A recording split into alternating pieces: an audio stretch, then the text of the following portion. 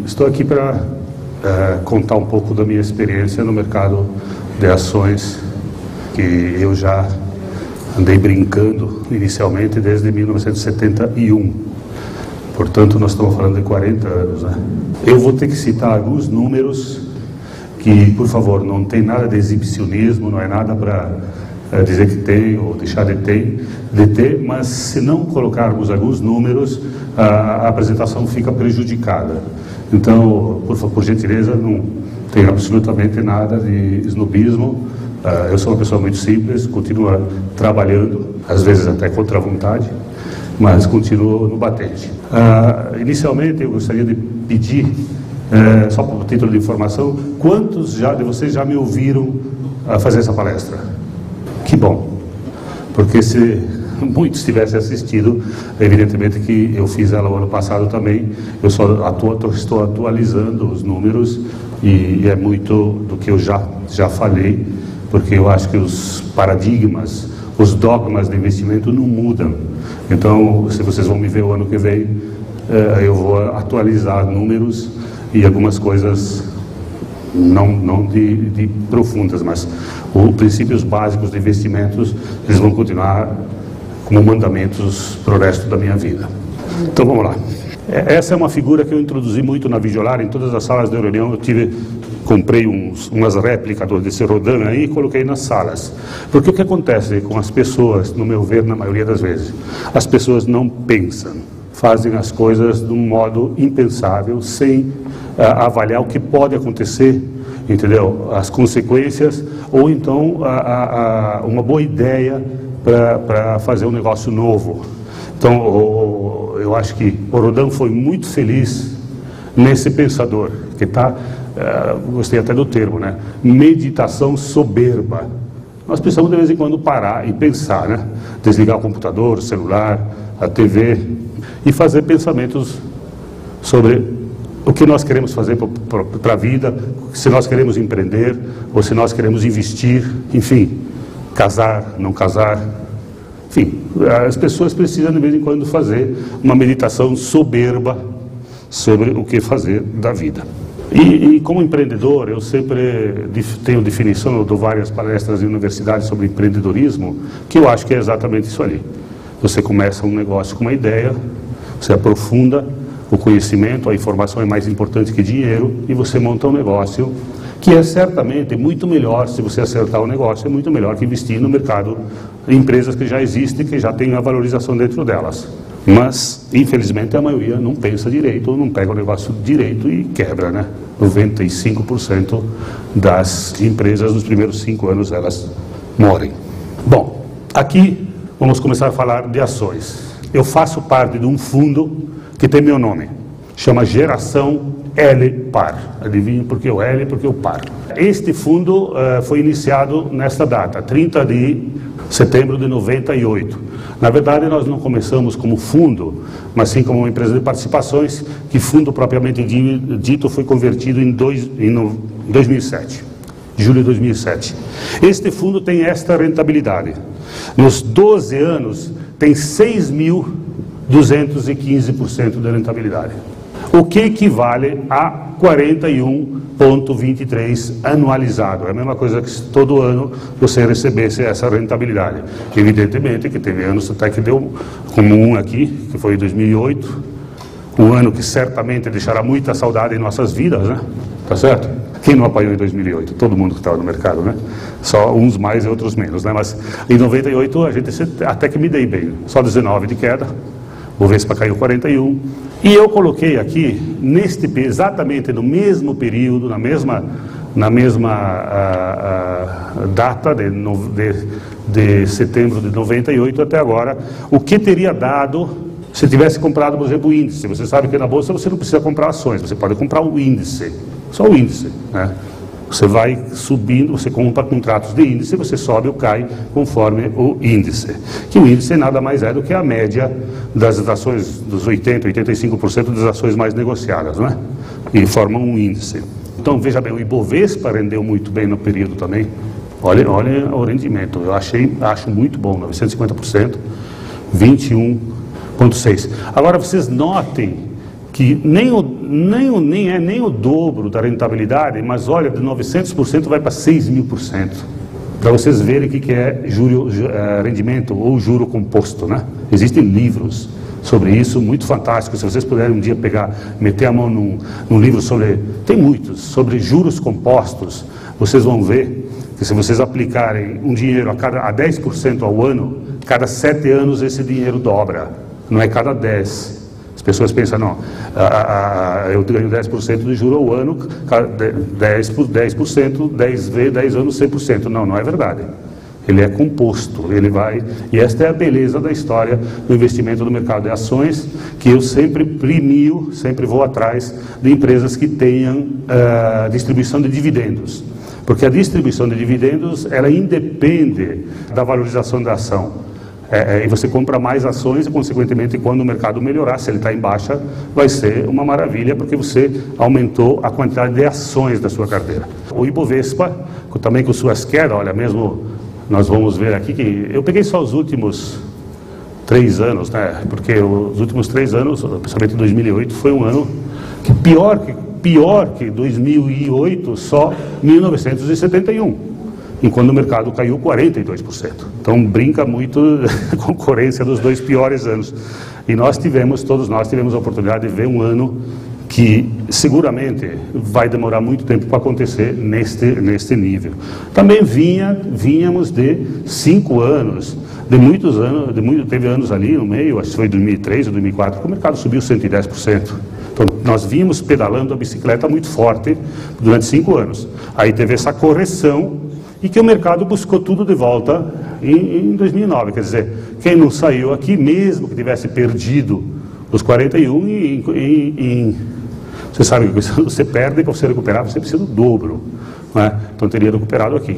Esse ano aqui, esse dado é baseado no dia 21. Então, todos os dados que eu vou apresentar aqui são baseados no dia que fiz preparei essa apresentação, que é dia 21, não é dado de hoje, mas não mudou muito de lá para cá, acho que o índice está mais ou menos igual.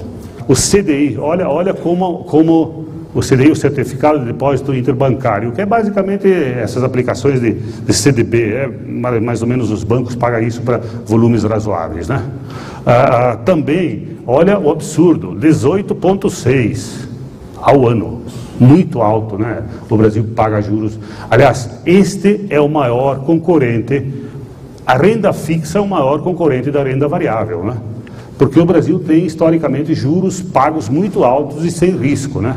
Você aplicar em banco, que o último que eu me lembro que quebrou foi o Banco Santos, mas que era um banco sem importância, né? Tá certo? Praticamente seguro, ter essa rentabilidade realmente é uma tentação muito grande você ficar na renda fixa e não arriscar um pouco mais e investir em ações ou investir em empresas, né? O pobrezinha da poupança está aqui, mas também deu muito bem. 9% não é nós estamos muito menos agora, mas é que este ano aqui, esses últimos 2, 3 anos que os juros caíram, mas nós viemos aí de CDIs 99, 2000, 2002 de 40% ao ano, tá certo? Então isso, evidentemente, isso é uma média composta, né? Então a poupança 9% nesse período, ou esse ano está pagando 4 e pouco, né? Muito baixo. Mas a bem da verdade também, aqui nós temos que, nos 3 de cima, nós temos que tirar 15%, que é o imposto de renda, né? Então, a poupança, você sabe que não paga imposto de renda, e aqui nós teríamos que abater, tanto no índice como no fundo, 15%, e no CDI, depende do tempo que fica, né? Começa com 22,5, podendo chegar a 15. Então, aí depende do prazo, tem a taxação de impostos. Este fundo não era um fundo aberto, é um fundo qualificado. Estamos, a partir deste ano, aceitando novos investidores no Geração LPAR. Se alguém acreditar que a gente pode conseguir manter uma performance, não digo igual àquela, porque é muito difícil, mas certamente a grande desafio é ter uma performance melhor que o Ibovespa. Nós sempre tivemos, nos últimos 12 anos, pode ser que algum ano fique um pouco menor, mas com certeza na maioria nós vamos ganhar. Então, esses são os critérios para investimento. O investimento de R$500 mil, é um fundo qualificado. A Geração tem outros fundos, ela aceita R$100 também. tá certo? Estou apresentando aqui o fundo que eu faço parte, mas ela tem fundo de R$100. Mas este é um fundo especial que cobra 2% de taxa, enfim, então aí os detalhes interessados, é só ligar na geração que certamente vocês serão bem atendidos. Bom, aonde estamos investidos? Quer dizer, qual é o valor do fundo? O valor do fundo é este aqui, 2.478 milhões, em dólar daquele dia 1,72 dá 1,440 de dólar, e aqui estão as empresas. Vocês não se preocupem que eu vou passar para vocês todos esses códigos aí, Banco do Brasil, BIC, Bradespar, Cielo, Celeste, que vai estar no próximo slide. Aqui uma coisa importante é quanto representamos no capital desta companhia. O investimento que nós temos lá, 645 milhões, representa 0,75% do capital da companhia. Aqui na espécie, porque tem empresas que têm ON só e tem empresas que têm ações ON e PN. Então, por exemplo, o Banco do Brasil só tem ON, a participação na espécie é igual. Ou no caso do BIC Banco, ou a PN, que vale a 12, mas no capital total está aproximadamente 5, e por aí vai, né? Então, vocês notem que nós temos participações importantes nas grandes companhias, né? São participações, ter 1% de uma Usiminas não é pouca coisa, entendeu? É 1% só, mas a empresa, nós vamos ver, ela está valendo dos 23 bilhões, tá certo? Então, essas aqui é o nome das empresas, agora já não em código, mas exatamente na apresentação anterior, o nome delas, o código que estava lá. E aqui estão os 3 critérios básicos, os primeiros que eu olho quando se faz um investimento no mercado de capitais, investimento em empresas de capital aberto, que são o PL. PL nada mais é do que o que em inglês chama de Price Earning, preço da empresa sobre o lucro. Significa dizer o seguinte, para fazer uma conta, pegar esse BIC Banco, que é o primeiro, ele está valendo no mercado, a cotação que fechou nesse dia, 3 bilhões e 300. Se ele tem um PL de 10,5, significa o quê? 10 anos, ou então 10,5% de 330. Então esse banco está lucrando uns 350 milhões. Só para vocês entenderem o que é o PL. Então isso quer dizer que quanto maior o PL, menor o lucro. Quanto mais baixo o PL, maior o lucro em relação à cotação que está. Lembrando que isto é coisa do passado. É o ano que passou. Ninguém te garante que o lucro vai ser igual, maior ou menor. O mercado é muito dinâmico, as empresas são dinâmicas, entendeu? Isso é baseado nos 12 meses anteriores, né? Mas já é uma referência muito forte, a não ser que tenha tido um prejuízo ou um lucro muito grande pontual. Lucro muito grande seria, por exemplo, uma provisão de impostos que a empresa ganhou na justiça, então retorna. Um prejuízo muito grande seria uma catástrofe que não estava coberta por seguro, enfim, algumas coisas fora do que é o padrão normal do mercado. Então vocês notem, então o PL, o yield, o que é o yield? É uma expressão em inglês que significa percentual, né? Dividendo, o div é dividendo yield. Então significa dizer o seguinte, que esta empresa, nos últimos 12 meses, ela distribuiu metade do que ela ganhou, né? Se o PL é 10, o yield é 5, significa que metade do lucro foi distribuído. Ou então, ela distribuiu daqueles 350 milhões que ela ganhou, metade, então deve ter distribuído uns 180 milhões. Isso é dinheiro distribuído sob a forma de dividendo, que é a coisa que eu chamo de faz-merir, porque é gostoso. É bom receber dividendo, é dinheiro novo, é dinheiro que você pode receber para gastá-lo, ou você pode receber para reinvestir e comprar mais participações, ou nesta empresa que te distribuiu, ou eventualmente em outras empresas que você acha que está com um bom preço, uma boa oportunidade de compra. Está claro para vocês o que é yield? É importante, né? Eu sei que aqui nós temos níveis bastante diferenciados, então tem que ser um pouco didático, mas eu acho que é importante nós discutirmos. Bom, o valor de mercado. Este é o valor de mercado. O BIC Banco está valendo 3.300, a Bradespar está valendo 13 bi, tudo em bilhões, né? Tudo em bilhões aqui. Certo? Aqui estão as empresas e o valor do mercado, e são as empresas que nós estamos investidos neste fundo. Outro dado muito importante, que eu levo muito a sério, chama-se liquidez corrente. Existem vários tipos de liquidez. Existe a liquidez de curto prazo, que é o que a empresa deve a menos de um ano, que tem para receber com menos de 12 meses, a liquidez de longo prazo, que é o que mais de 12 meses, tem a liquidez seca, que é sem o estoque, né, Tsugiu? Tira o estoque, é só o dinheiro, né? Tá certo? E tem a liquidez geral, que é isso, aí pega tudo. Então, mas para mim a liquidez corrente é muito importante, que é a liquidez de um ano. Me parece um dado muito interessante de avaliar, que significa o seguinte: o que é importante isso? Significa quanto dinheiro a empresa tem em caixa. Se ela tem, essa empresa aqui, por exemplo, vamos pegar uma que tem 3,9, essa Siderúrgica Nacional aqui, isso aqui está fraquinho aqui, né? Mas aqui, olha, a Siderúrgica Nacional, ela tem uma liquidez corrente de 3,9. Isso significa dizer o seguinte, que se ela dever 1 milhão, ela tem 3 milhões e 900 ou em caixa ou contas a receber com menos de um ano. Então é uma liquidez fantástica, certo? Significa que esta empresa tem mais propensão a pagar dividendo bom, né? Porque se a empresa parece pagar mais do que receber no curto prazo, a propensão é que ela segure caixa para fazer frente aos seus compromissos financeiros. Então, um dado importante de avaliar, sem dúvida alguma, é a liquidez corrente, que é aquela liquidez de até um ano. Então, evidentemente que eu estou dando o básico do básico, mas são 3 índices que você nota se a empresa está barata aqui pelo PL, se paga um bom dividendo e se tem dinheiro em caixa, porque às vezes paga um bom dividendo, mas rapa o caixa, né? Mas aí se tiver acima de 1, no mínimo 1, né? Aí vocês notem, por exemplo, uma coisa que fazem uma coisa louca, né? Pegar essa Eletropaulo, olha que loucura. Essa empresa está valendo 3,7 lucros, pagou nos últimos 12 meses o equivalente a 27% deste valor. Pagou 1 bilhão, é isso?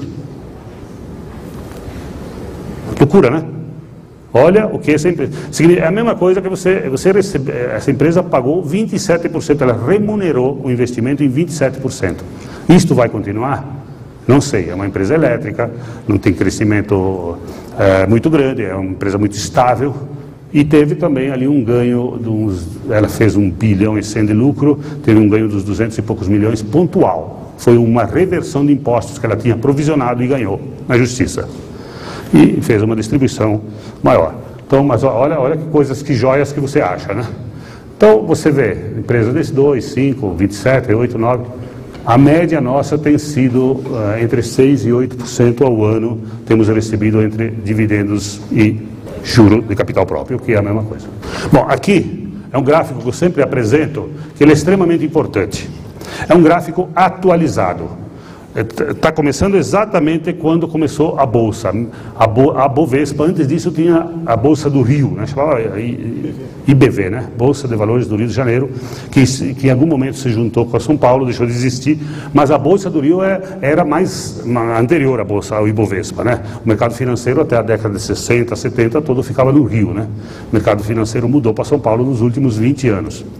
Então o Ibovespa foi criado em 68, e teve essas festas, né? E essas derrotas, essas euforias e essas depressões.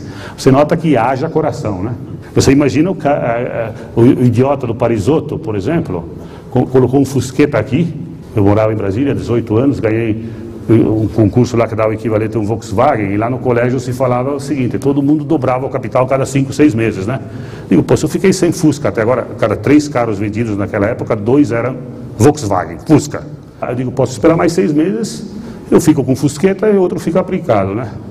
1 ano e pouco depois, eu tinha o equivalente a um jantar, com vinho ruim. Se você vinho bom, não dava. Então, por quê? Qual é o erro? Foi o primeiro erro da minha vida, né? Primeiro erro, investi aqui, olha aqui onde eu entrei. Entendeu? Corrigido daria os 17 mil pontos. Veio o quê? A 74 veio para menos de 5 mil, quer dizer, caiu 70%, 80%, né? Ou mais, tá certo? Então, esse foi o primeiro tombo. Aí o idiota aqui entrou de novo, né? Não contente, foi pagar a conta 2 vezes. E aí eu já tinha loja lá no Sul, e em 86, Sarney, plano cruzado, prendia preço fixo, prendia boi no campo porque faltava carne, é uma loucura, né? Não sei se alguém lembra do episódio de 86, né? A maioria é jovem aqui, não lembra, mas foi bastante interessante esse ano. Fato é, mas o mercado ficou congelado, congelou o seu preço por decreto, e quem mexesse nos preços era preso, tá certo? E o mercado, evidentemente, continuaram imprimindo dinheiro, a inflação veio, mas as empresas venderam como nunca, né? E o velho Parisotto foi lá e colocou $500 mil, entendeu? Que era um dinheiro, vocês viram lá que a Videolar eu montei em 98, aliás, eu cometi o pior erro aí, porque era dinheiro que eu tinha disponível para começar um outro negócio que eu já tinha decidido, aí eu coloquei de novo, pô, vinha subindo toda hora, é duro você ficar fora quando você vê o vizinho ganhando e você não ganhando, né? Fica triste, né? Por que o idiota do meu vizinho, que sabe menos que eu, trabalha menos que eu e ganha dinheiro e eu não ganho? O pior negócio do mundo é o ganho do outro e a sua perda, né?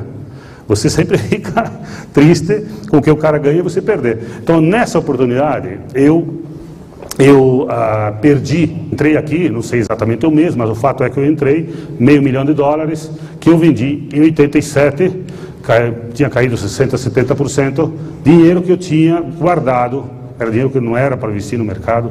Eu sou da opinião que o mercado de renda variável, você investe sem prazo para retirar. Você pode investir com objetivo de rentabilidade, mas não prazo. Eu digo, vou investir esse dinheiro para dobrar, descontado a outra opção de investimento, por exemplo, renda variável. Pô, se o mercado deu o dobro de renda variável, eu vou lá e tiro. Agora, se você tem um dinheiro para aplicar, eu preciso dele daqui 2 anos, não é o lugar para aplicar, porque é um lugar muito... Daqui 2 anos nós podemos estar muito bem, como podemos estar outra crise de 2008, né? Que pode nos deixar muito triste. Então você pode ter objetivo. Por isso que renda, investir em ações, tem que ser um investimento. O cara diz, as pessoas todas falam, tem que ser investimento de médio prazo. Ninguém definiu quanto é esse médio prazo, né? Tá certo? Quanto é o médio prazo? Eu não sei.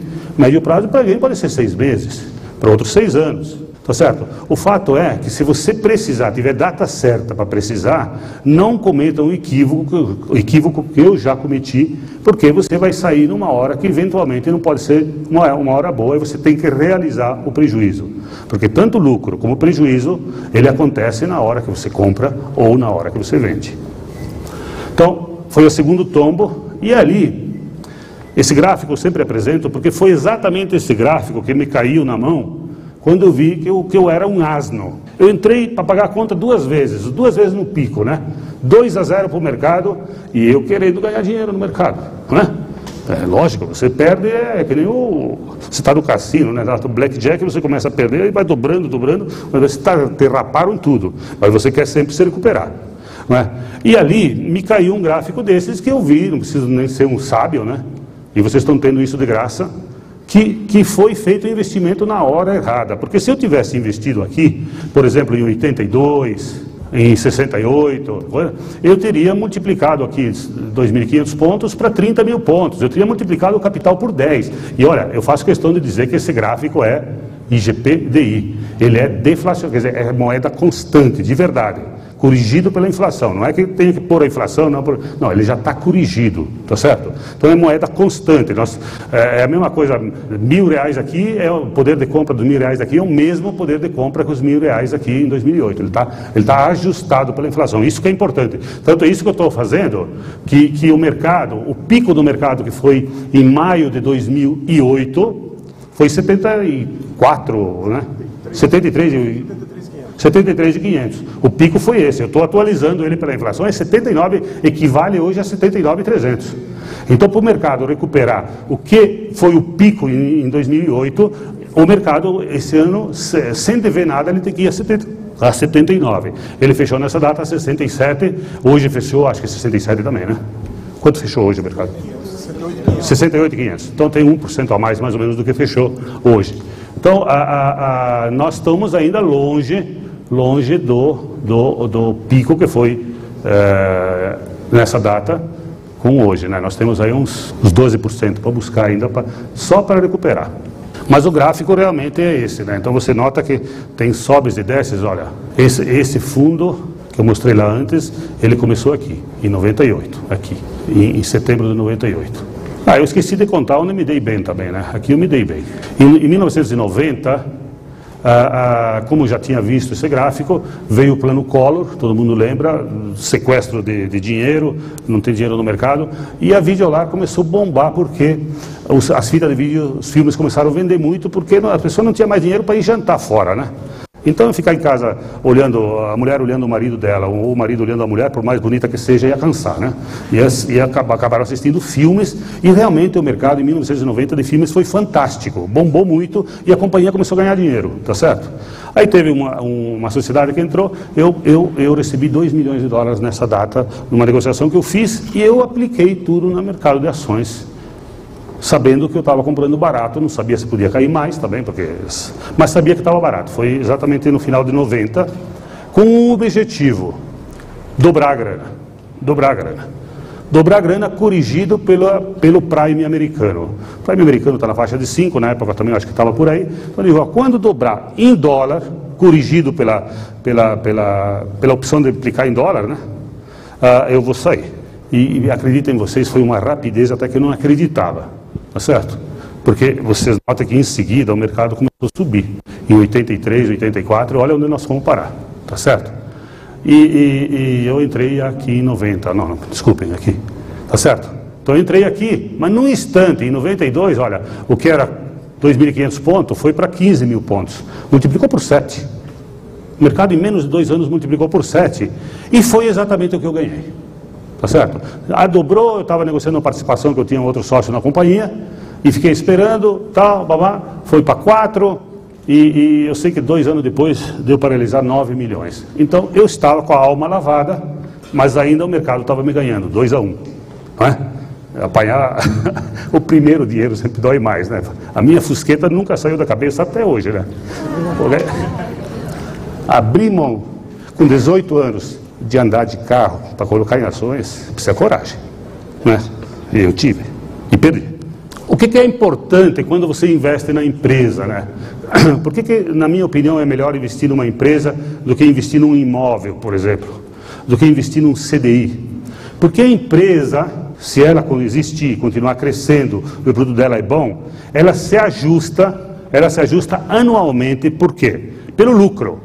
Entendeu? Se a empresa vale 1 milhão, ela ganhou 100 mil, aquele PL de 10, ela já vale 1,100 automaticamente pelo lucro. Bom, se ela distribuiu, ótimo, ela distribuiu, mas ela vale 1,1 milhão, tá certo? Então ela se ajusta pelo lucro, ela se ajusta pelo PIB, quer dizer, se o PIB cresceu 7%, que vai crescer esse ano, e essa empresa não perdeu participação de mercado, sei lá, ela tinha no mercado que ela trabalhava um banco, tinha 10% do mercado brasileiro, setor bancário, e o PIB cresceu 7%, vocês concordam comigo que no mínimo o banco cresce 7% também? Cresce, né?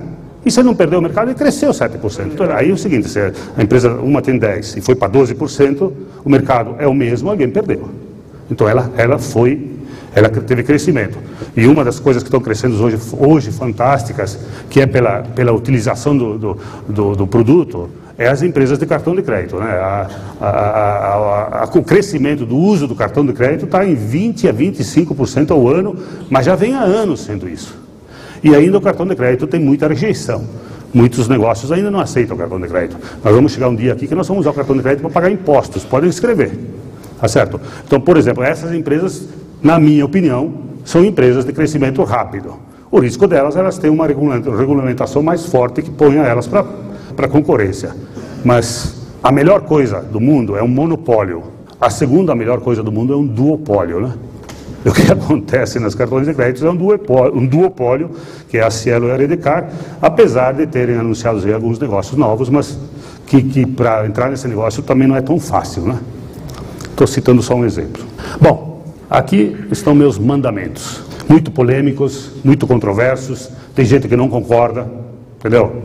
Mas é a minha maneira de pensar. Eu posso ser criticado por qualquer coisa, mas nunca por falta de opinião, tá certo? Eu tenho opinião e a minha opinião é esta: não investir em IPO, você paga literalmente a conta. É verdade, o pessoal faz IPO, IPO é uma sigla em inglês que significa Initial Public Offer, quer dizer, é abertura de capital, né? É que se incorporou tanto no vocabulário que a gente tem que usá-lo. Mas é quando as empresas, capital fechado, resolvem abrir o capital. E normalmente acontece cada coisa. Em primeiro lugar, empresas que às vezes, meio heterodoxas, fazem juras com o Padre Eterno, que vão trabalhar certo, não vai mais ter nada frio e tal, mas é complicado. Então, as empresas se ajustam contabilmente, bancos emprestam dinheiro para elas melhorarem o perfil e tal, e aí lançam no mercado, e os trouxas, que nós somos nós, vamos lá comprar. Nós, além de dar liquidez para o controlador, ainda pagamos as contas, que é aquele lançamento com roadshow que ele chama, viagens internacionais de primeira classe, material impresso de primeira linha, publicidade por tudo que é lado. Adivinha quem paga? Adivinha? A empresa. Portanto, quem vai investir nela? E aqui eu não estou falando que todos os IPOs sejam ruins, não. Estou falando que a maioria porque toda regra tem sua exceção. Mas o fato é que quem abre um capital deveria premiar o seu acionista, está tendo liquidez, deveria premiar o seu acionista com um bom investimento, coisa que não tem sido a regra. Pouca diversificação, uma ação por mês é importante. E vocês notaram lá que eu tenho 14, se alguém contou, né? Mas é que eu considero duas lá, uma só, que é a Cielo e a Redecare, e tem uma lá que eu quero pôr para fora, mas não tem comprador. Na verdade, são 12 empresas, porque eu acho que até é muito. Eu sempre digo, eu tenho 12 porque eu não tenho personalidade suficiente para ter duas. Não é?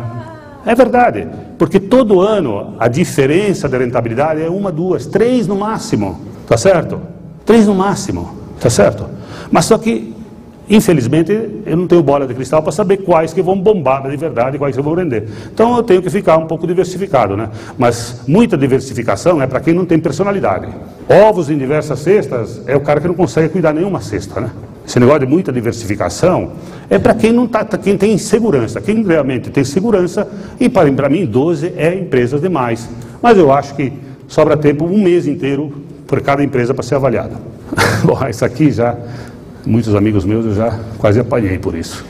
Nunca compre coisa que voa, nem quem fabrica objeto voador. Comércio varejista, idem. Eu tenho muitos amigos do comércio varejista, e eu inclusive já fui, tá certo? Então tenho problemas com esse meu item. Mas a grande verdade é que é o seguinte: empresas aéreas que voaram, VASP, Transbrasil e Varig, em 10 anos, sumiram, como por encanto.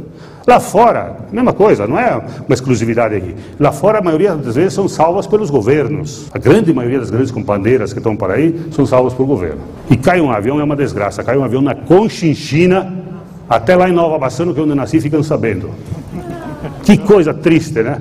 Um ônibus mata mais gente com um acidente aéreo, não dá notícia, é notícia no máximo no jornal local. Aqui cai um cara era a pista no Rio de Janeiro, vai navegar dentro do mar, é notícia no mundo inteiro, na primeira página da internet e na hora. Um horror, né? Não é justo que um segmento seja tratado dessa forma, apesar de ser um transporte muito seguro, mas muito caro. E o comércio varejista não tem proteção. Qual é o problema do comércio? O problema do comércio é que se você tiver um pouco de lábia para fazer um aluguel e um pouquinho mais de lábia para comprar do teu fornecedor, você não precisa nenhum dinheiro para começar. Aliás, companhia aérea também. É de capital intensivo sem dinheiro, né? O cara faz leasing, os balcões são alugados, tudo que não tem proteção são maus negócios. Então o comércio o que é? Você começa a pedalar a bicicleta, você compra a prazo, vende à vista, faz um descontinho e tal, e aí você pega um monte de louco nesse negócio de comércio. E fica difícil. As únicas empresas no comércio que conseguem ter uma sobrevivência e ganhar dinheiro, elas não ganham dinheiro normalmente no produto que elas vendem, elas ganham dinheiro no financeiro. Vocês notam que as grandes cadeias todas têm, elas gostam mais de te vender a prazo que à vista, tá certo ou errado? Porque o à vista não dá dinheiro, tá certo? Porque os juros lá são realmente bastante módicos, né? 4 ou 5% ao mês, né? Tá certo? É ali que está o dinheiro. Então, só empresas, a exceção é a empresa desse nível, que consegue ter pedalar a bicicleta financeira, mas mesmo assim, olha, grandes empresas, Mapping, Mesbla, lá do Sul, JH Santo, Hermes Macedo, Gabriel Gonçalves, Casa do Rádio, Geroncio, Coroa Brastel. Vocês notam que é uma festa de grandes companhias abertas, não era empresinha, sabe, que só quebrou o dono da empresa, nada, empresa de capital aberto. E os acionistas que investiram lá, eles ficaram catando coquinho, né? Não ganharam nada. Então é porque não tem proteção. Fique longe de empresas que têm sedes em países exóticos. Felizmente, essa prática parece que no Brasil está quase que acabando, porque é um absurdo que o cara abra uma empresa no capital do Brasil com sede nas Bahamas, ou coisa do gênero, tá certo? Nós temos leis complexas o suficientes para não catar países que eu chamo exóticos, que com regras mais frouxas, né? com origem de dinheiro mais fáceis, vamos dizer. Enfim, eu acho que nós temos opções de boas empresas. Felizmente, algumas que tinham estão mudando, né? Mas ainda tem várias. Não compre empresa que dê prejuízo. Empresa com lucro não quebra. Pô, mas qualquer idiota sabe isso, né? Qualquer idiota. Mas só que o que mais tem no mundo é idiota. Se vocês querem ser investidores, pô, não vamos cair nessa conversa de empresa, não, essa empresa deu prejuízo, mas foi porque teve o IPO. O IPO custou muito, aí era para dar lucro, deu prejuízo. A empresa deu prejuízo, as empresas que estão prejuízo são sempre as mesmas, tem uma história triste para contar, gastam páginas e páginas de publicidade para contar porque deram prejuízo. Não precisamos disso, né? Isso é explicação. Você sabe que aquela velha teoria, né? Quem quer fazer acontecer, arruma um meio. Quem não quer, arruma uma desculpa. Então, essa empresa que vive se desculpando, vou citar uma, por exemplo, Braskem. Braskem é típica. Um ano faz um resultadozinho, faz 5 anos de lambança, não ganha, e sempre com explicação, publicidade que não acaba mais, o balanço dela vai no valor econômico, é 2 jornais, o tamanho. De explicação. O resultado vai ver prejuízo. Não dá, né? Esse pecado eu já paguei. Liquidez é fundamental. Precisamos da porta de entrada e porta de saída. Vocês entendem o que eu estou falando, né? Tem empresas, no mercado de ações no Brasil, nós temos aí mais de 500 empresas seguramente, que fazem 80% do movimento, não tem mais que 20, não é? E tem umas 100 empresas, no mínimo, que nem abrem. No pregão, entre as 10 às 5 da tarde, eles sequer abrem. Então, se você tiver, por infelicidade, comprado ações dessa empresa, você não consegue nem comprar mais e nem vender. Então, essa empresa pode ser barata, pode ser tudo, mas você não tem mais a liquidez. A liquidez é fundamental. O mercado de ações, o grande charme do mercado de renda variável é você ter liquidez, você poder mudar de posição ou vender um pouquinho para eventualmente usar o dinheiro em qualquer outro negócio. Então, a liquidez, para entrar e para sair, as duas é muito importante. Procure coisa boa e barata. Bom tem bastante, barato idem, as duas juntas são difíceis. É verdade. Pô, coisa barata tem, o que mais tem? Coisa boa não é tanto, mas tem também. Agora, conseguir equalizar isso, você conseguir achar uma empresa com PL baixo, aquilo que eu mostrei lá, um yield alto, PL baixo e uma liquidez alta, já tem que buscar com a lupa. Dá trabalho, tá certo? Então é isso que eu me refiro, entendeu? Boas e baratas. Nunca dê ouvido a Espírito Santo de orelha, faça o dever de casa, analise e avalie. E se não quiser fazer, invista com alguém que faça isso por você. E quando digo Espírito Santo de orelha, é o que mais tem também, gente. O cara diz, eu comprei Petrobras a 26. Aí eu pergunto o seguinte para o cabra. Digo, R$26, ele me diz que é barata. É barata? Ótimo. Quanto é que vale a empresa no mercado? Não sei. Quanto ela faz de lucro? Eu não sei. Mas quem é que te falou então que é barata? Me disseram que é barata. Peraí, então você não sabe quanto a empresa vale? E eu fiz questão de mostrar o valor das companhias. Por quê? Porque quando você gasta R$1.000 ou R$1 milhão, se a empresa vale um bilhão, você é sócio proporcional àquilo. Evidentemente que você tem ações para isso, né? Mas só para traduzir em valor. Então, o Espírito Santo de orelha, e de novo, né? O vizinho ganhando e você perdendo. É um horror, né? Uma desgraça, né? O maledento sempre ganha melhor que você. Não, tem que avaliar, tem que ler balanços, tem que ir atrás das informações. E hoje, com internet, com vários jornais, revistas, quem quer, tem. Porque quando o aluno está preparado, o professor aparece. Eu não tenho pretensão de ser professor de vocês, mas eu estou aqui contando minha experiência, vocês estão aqui. Vocês poderiam estar em casa, poderiam estar em qualquer outro lugar, com um trânsito infernal que leva 2 horas para chegar aqui, mas vocês estão aqui. Tá certo? Então, sinal que vocês têm interesse em aprender. Isto é importante. Não tenho pretensão de ser professor, mas ao mínimo que vocês não cometam as idiotices que eu fiz. É mais importante escapar das idiotices do que fazer a coisa certa, às vezes, né? Então, esse negócio de dar ouvidos a qualquer um, tome cuidado. Veja a história do cara. É a mesma história do que o Joelmir Bettins da vida, que fica dando palestra, cobrando fortunas, e os caras nunca tiveram sequer uma carocinha de cachorro-quente. E presidente de companhia, gente boa pra caramba, paga uma fortuna para esses caras. O cara que escreve livro, então, é um monte. O negócio do cara é escrever livro, né? Ensina o cara a ser empreendedor. Mas, pô, o empreendedorismo dele é vender livro. A não ser que você queira ser um escritor também. Tá certo? Mas, gente, leiam e ouçam quem fez. Não porque tenha a melhor imagem de televisão, tem a melhor dicção, fala de forma que vocês acham que é maravilhoso, o sotaque não é o meu sotacão de gaúcho misturado com italiano, sabe? Então, quer dizer, se é imagem, eu estou perdido, tá certo? Mas tem que olhar quem faz o dever de casa, tem que olhar quem fez. Por isso que eu sempre fui muito fã de biografias, né? E a mulherada já descobriu uma biografia que é fantástica, da biografia da Coco Chanel, né? Tá certo? Várias de vocês já leram, né? Não é boa? Mas os homens podem ler, por exemplo, o Nassis. Podem ler o Barão de Mauá, para citar um brasileiro. Outro? Buffett. Aliás, o Warren Buffett nunca escreveu biografia. Todo mundo escreve sobre ele. Ganha livro em cima das costas dele. Ele nunca escreveu nada. Ele escreve só o relatório anual de gestão. Mas o Warren Buffett nunca escreveu nada. Quem escreve é sobre ele ganha dinheiro. Bom, enfim, o que eu quero dizer é o seguinte: leia biografias, depende do segmento, biografia sempre vale a pena. Eu nunca tive educação formal de administração, nem contabilidade, nem nada, nem de ações. Mas o que eu devorei de livro, vou te dizer uma coisa, foi uma desgraça. E leio muito ainda, né? Revistas especializadas e livros sobre esse setor. Tenha coragem e personalidade de enfrentar a maré contrária. Controle o medo na queda e a ganância na alta. Claro, claro. Porque quando caiu 50%, chegou um momento lá em 2008 que caiu 50%, até 60%, se não me engano, né? Chegou isso hoje, chegou uns 60 em um momento lá, acho que novembro, outubro, dia 28 de outubro, né? Mas ali dentro do dia, né? Dia 20 de maio foi o dia máximo e dia 28 de outubro foi o dia do chão, né? Ali caiu pra caramba, 60%. Aí o cara o que faz? Vai lá e vende, né? Vende. Ora, já apanhou. E quando você vai apanhar mais, talvez é melhor você recolher a posição fetal. Dói menos. Fica quieto. Passa.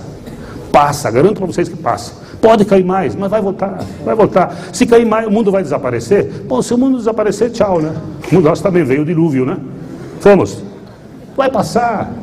Então, essa é a hora de controlar o medo. Porque você realiza tanto lucro como prejuízo na hora da compra ou na hora da venda, né? Tá certo? Nesse caso específico, na hora da venda, porque vendeu, não adianta, o mercado vendeu com 60% de desconto, aí o ano seguinte, em 2009, subiu 85%. O cara não viu nada daquilo, não só viu o prejuízo. E aí, pior, esse vai ser um animal que vai sair por aí reclamando que o mercado é manipulado, né? Certo? Ainda vai falar que o mercado é manipulado. Não, foi um idiota. Vendeu na hora que não devia vender. E a ganância na alta é o seguinte, né? A ganância na alta, eu dei 2 exemplos que eu fui ganancioso. Eu entrei lá em cima no pico, né? Tudo bem, podia até subir mais, mas eu estava comprando caro, né? Eu devia saber que era melhor ter esperado um pouco na renda fixa e quando o mercado desse uma barrigada. Quer dizer, temos que... o pessoal, todo mundo quer que o mercado suba. Só que as grandes oportunidades estão quando o mercado cai. Esta que é a verdade. E se você compra numa investidora do médio prazo, você não precisa olhar a cotação todo dia, porque o maledito do negócio do mercado de renda variável é que tem cotação todo dia. Então o cara consegue vender, né? Bom, aposte no azarão só para ter motivo de desafiar e divertir. De vez em quando catar uma empresa que está esquecida, blá, blá, blá, e você vai. Eu me dei bem em algumas, mal em outras, mas é um mandamento. O que fazer com o dinheiro? A gastar adoidadamente, né? Aí estou escrevendo o que toda vez que eu dou essa palestra eu pergunto se tem mais alguma ideia, né? Até agora vieram essas. Se alguém sair aqui uma ideia nova, eu prometo que na próxima palestra eu ponho, tá certo? Então temos aí, gastar adoidadamente. Sair por aí gastando, comprando casa, barco, enfim, coisas que não são produtivas, né? Eu sempre digo que gastar é coisa de pobre. Porque rico que é rico, vende. Comprar é coisa de pobre. Rico vende. E aliás gasta muito para vender, inclusive, com publicidade. Só o pobre que gasta, que compra. O rico vende. Mas compra também, Roberto. Muito pouco, não sobra nem tempo para comprar. É muito pouco sobre a receita que eles têm, é insignificante. A Oracle e o Kiyosaki, eles ganham. Gasta, mas sobre o que eles têm, é muito pouco. O problema é que a pessoa que tem uma renda média gasta mais do que ela ganha. É isso que eu quero dizer. Muito mais. É isso, a proporção não está equilibrada, né?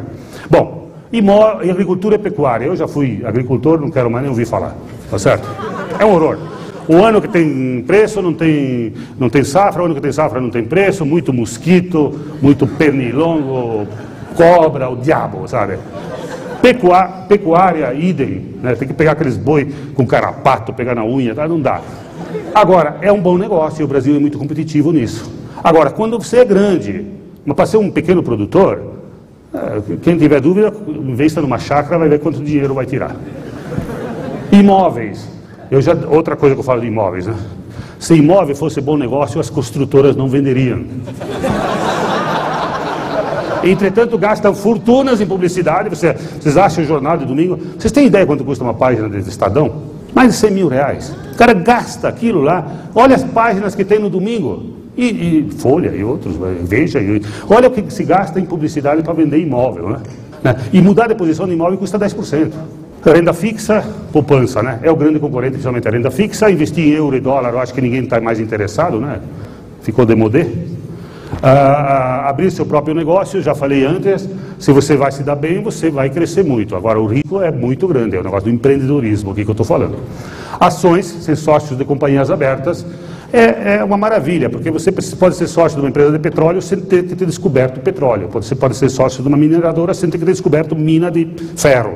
Você pode ser sócio de um banco sem ter que aguentar o chato do cliente que vai lá encher o saco e não gosta às vezes de pagar, né? Quer dizer, você tem todas essas vantagens sem ônus. Então, escolher boas empresas, ser sócio, para mim, é um privilégio. Bom, doações, hospitais, igrejas, eu acho muito válido e quem tem a vida resolvida deveria pensar, nós deveríamos ser mais... Tem muita gente que precisa e instituições sérias. Não são esses que ficam na TV, você disca para doar tanto, tá? Que isso para mim é picaretagem. Por que ser sócio de grande empresa? Evidente, todas as grandes empresas, quanto maior a empresa é, mais ela quer se juntar com uma maior ainda, né? Entendeu? Porque é bom ser grande, você tem os custos se diluem e você tem vantagem no mercado. Administração profissional, transparência, todas são, umas mais, outras menos, mas para você ser capital aberto você tem que publicar balanços, etc. Distribui parte dos seus lucros, no mínimo por lei 25%, a maioria no Brasil distribui entre 40% e 50% dos lucros, o que já é um índice grande. E as fortunas estão ali, mesmo porque em ações você sabe quanto vale, né? Imóvel você não sabe quanto vale, e outras empresa própria também você não sabe, né? Se não tiver comprador.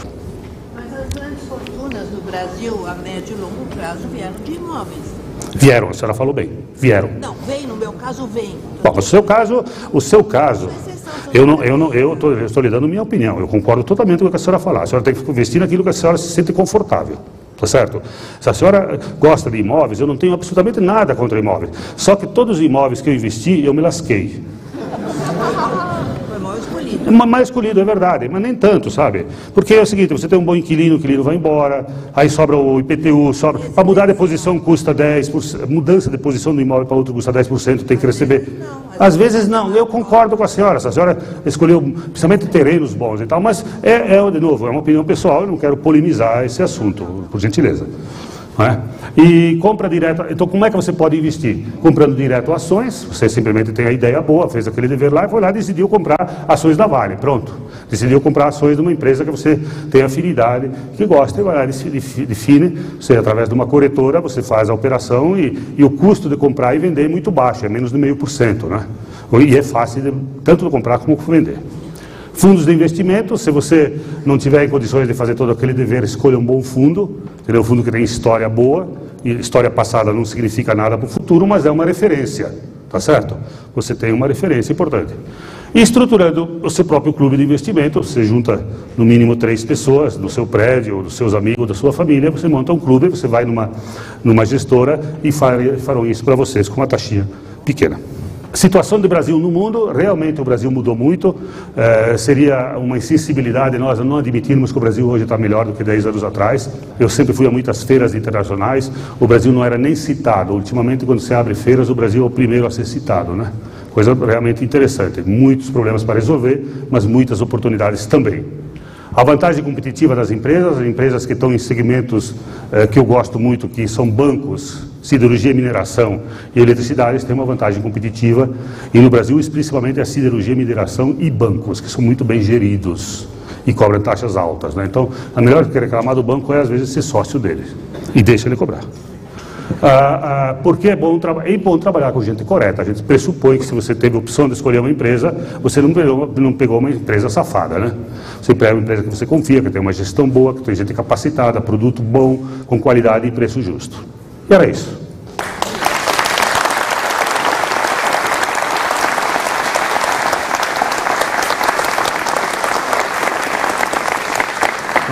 Não sei quantos minutos que nós temos, mas eu sempre abro com umas 2, 3 perguntas, né? E de novo aqui, minha senhora, eu quero ser muito franco com a senhora, é uma opinião pessoal, assim como eu respeito sua opinião pessoal. Nós podemos, em outro momento, falar quanto nós quisermos, mas opiniões pessoais são opiniões pessoais. Eu consigo uma rentabilidade de 41%, eu não sei se no imóvel eu teria conseguido. Mas enfim, tem alguns que dão mais, outros... Eu não gosto tanto, porque a minha língua é comprida, desculpa. Não, mas nós precisamos de imóvel, senão nós vamos morar onde? Nós precisamos, tá bom? É isso. Desculpa. Vamos aqui. Obrigada. Pela experiência que o senhor tem assim, o que o senhor imagina a tendência no índice Bovespa nos próximos 2 anos? Você sabe que a semana passada eu fui almoçar com o Paul Krugman. O Paul Krugman foi prêmio Nobel em 2008. É um cara que escreve todo dia no New York Times. A IBM trouxe ele para o Brasil. Eu fui um dos convidados lá, umas 50 presidentes de companhias. Eu fui lá. Eu fiz exatamente essa pergunta para ele. A pergunta que ele fez é o seguinte: o que eu estou pensando para os próximos anos Ibovespa, né? Tá certo?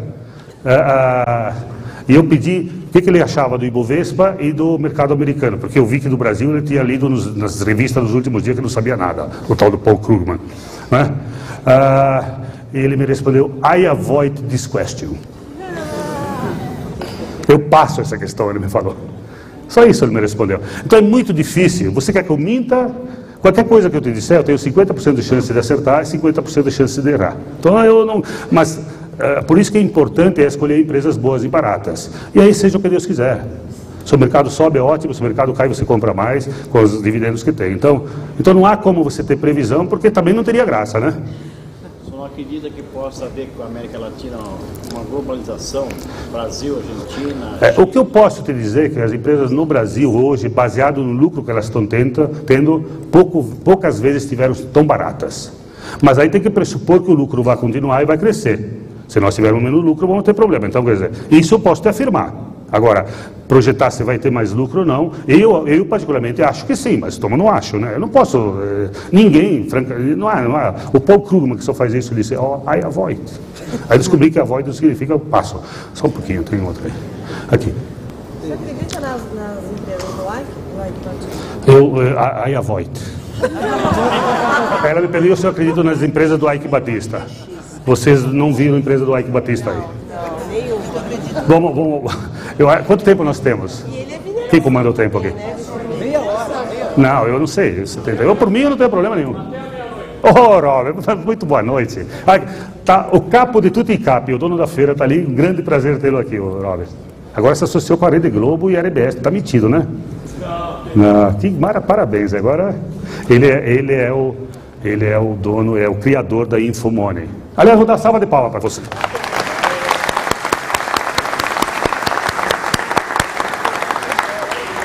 E sabe por quê? Porque tem gente que reclama que não pode conhecer, não tal. É difícil, viagem, não sei o quê. Aqui é de graça. O cara vem aqui, vocês pagaram alguma coisa? Não. Ganharam até café e material de graça aí, né? A gente paga isso aí, tá certo? Mas ele teve a ideia e fez isso muito bem. Isso é educação financeira. Coisa que, na minha opinião, deveria ter na escola. Aliás, quem não sabe, eu sou suplente de senador, né? Talvez eu passe um tempinho no Senado, vocês vão ouvir mais falar de mim daqui 4 anos. Eu sou suplente com essa minha cara de amazônida, eu sou suplente do senador Eduardo Braga. No Amazonas. A empresa está lá e eu estou lá, tá certo? Temos 3 mil funcionários lá. Tem uma fundação, tem ação do Banco do Brasil. Tem. O senhor teria medo de risco político ou não? Já foi, né? Aliás, aqui vamos falar de estatais. Não existe estatal excelente. Existe estatal boa e existe estatal ruim. Excelente não tem nenhuma. Tá certo? Porque o sistema de gestão indicado por político não funciona. Tá certo? E a Petrobras, por exemplo, melhorou quando quebraram o monopólio e tal, não sei o quê. Mas ela é boa, ela não é excelente. Eu poderia citar mais 2 empresas estatais boas. a CEMIG na área elétrica e o Banco do Brasil na área de bancos. O Banco do Brasil, ele já pagou os pecados deles, os funcionários ficavam constrangidos, porque eles quebraram, né, por uso político. Então eles se protegeram, fizeram uma capitalização enorme em 96, 97 e colocaram o banco no novo mercado. Então o Banco do Brasil hoje, para ser mexido, nem o governo consegue, porque senão a lei do novo mercado pode ter que fechar o capital e comprar todas as ações no mercado. Então o novo mercado, que é o máximo de governança corporativa, protege muito o Banco do Brasil. Com isso não quero dizer que o Banco do Brasil não tenha seus riscos, como tem outros bancos também. Mas é um banco que está presente, é um banco competitivo, pessoal motivado, melhorou muito o Banco do Brasil. Não sei se alguém aqui discorda, mas é a minha opinião. Naquela lista estava suas ações, tinha operação a termo. Quais outras operações você faz para adquirir a sua carteira? Tá bom. O que ele está falando é o seguinte, ele viu que lá no capital meu tinha 2.600, 2.700 e tinha 200 e tantos milhões a menos que é termo. Na verdade é o seguinte, nós operamos lá com um pouco de termo até no máximo 10% da carteira, que é quando julgamos que uma ação está barata e não temos dinheiro no caixa, no fundo, né? E que temos previsão de receber entradas ou dividendos, né? Então, hoje você se financia no termo um pouquinho mais barato que CDI. Você toma 96, 97, 98% do CDI, entendeu? Que você pode eventualmente se alavancar um pouco, tá? Mas nunca mais que 10% do valor da carteira, o que é uma posição muito conservadora. A Souza Cruz paga 100%. Sei. Por que ela não está na sua?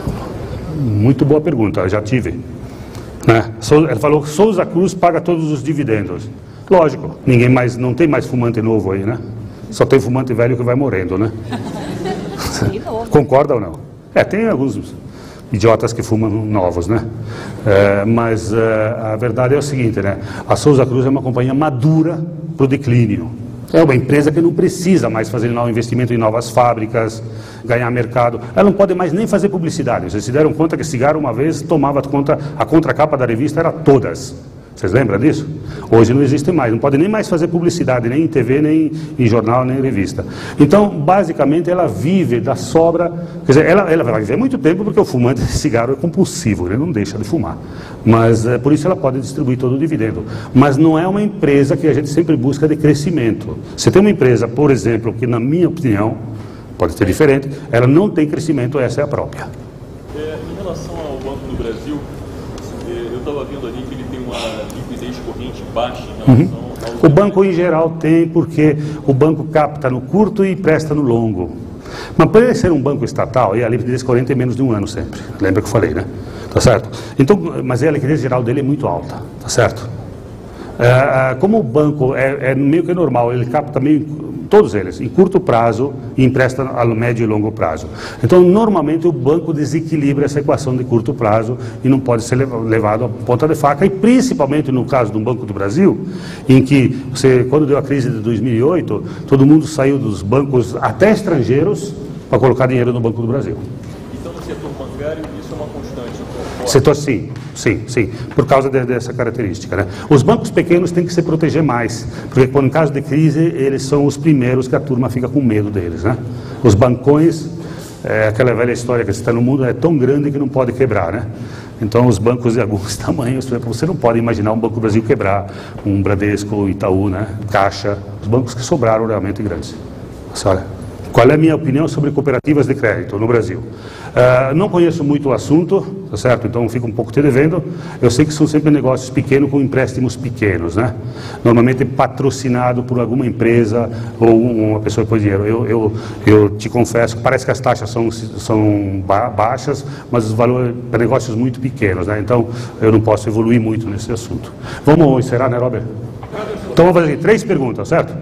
Voltando à área de imóveis, temos uma grande abertura aí de construtoras incorporadoras à Bolsa. E a sua opinião, a sua companhia? Nós temos aí dentro, se você viu, Tecnisa com 10%. Tecnisa, o fundo tem 10% dela, que nós achamos que ela está muito barata, empresa de pequeno porte, e em algum momento essa empresa, na minha opinião, ela se incorpora a uma grande empresa e pode ter um ganho. Mas temos participação sim.